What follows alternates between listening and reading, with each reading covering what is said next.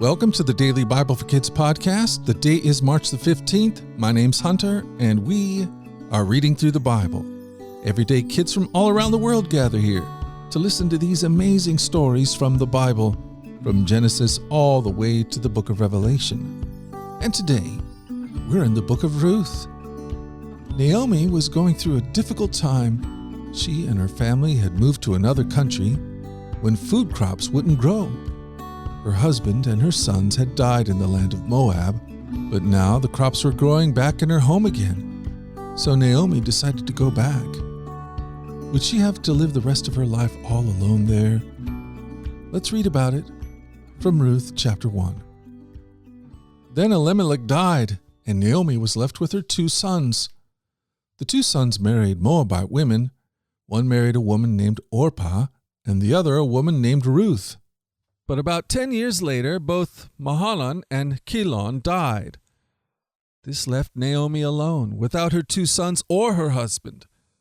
Then Naomi heard in Moab that the Lord had blessed his people in Judah by giving them good crops again. So Naomi and her daughters-in-law got ready to leave Moab to return to her homeland.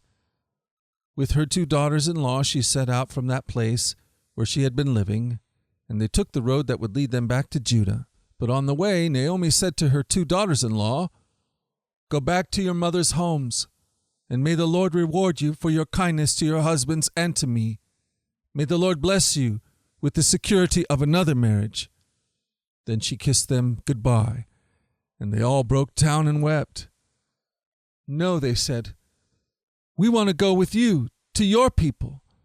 But Naomi replied, "Why should you go on with me?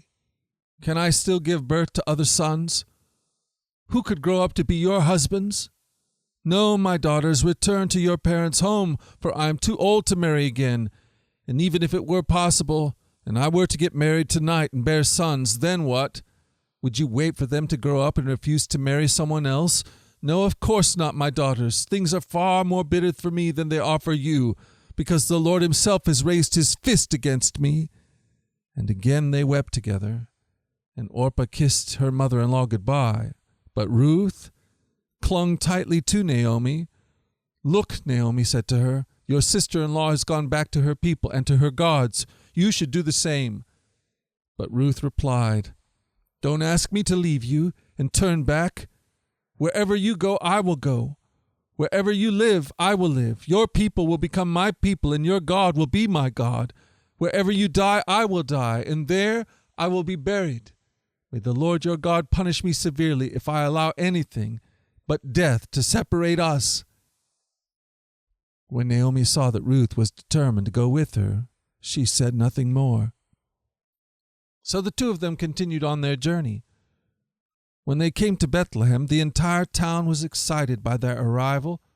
"Is it really Naomi?" the women asked. Wow, what a story.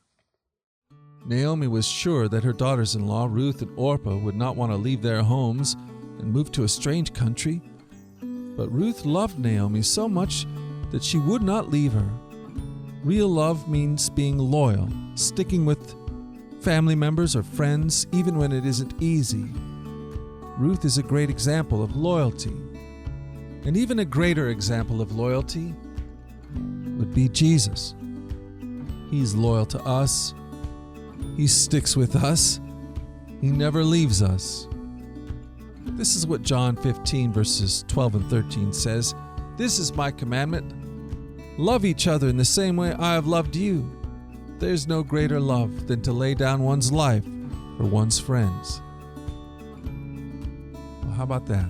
We've done it again. We've spent another day in the Bible. And I plan on being back here again tomorrow to do the same thing. Lord willing and the creek don't rise, I fully intend to be here. Until that time, let's go forward in God's joy. Let's let his joy be our strength. And you remember that you are loved. No doubt about it. All right, I'll talk to you again tomorrow. You take care. Bye-bye.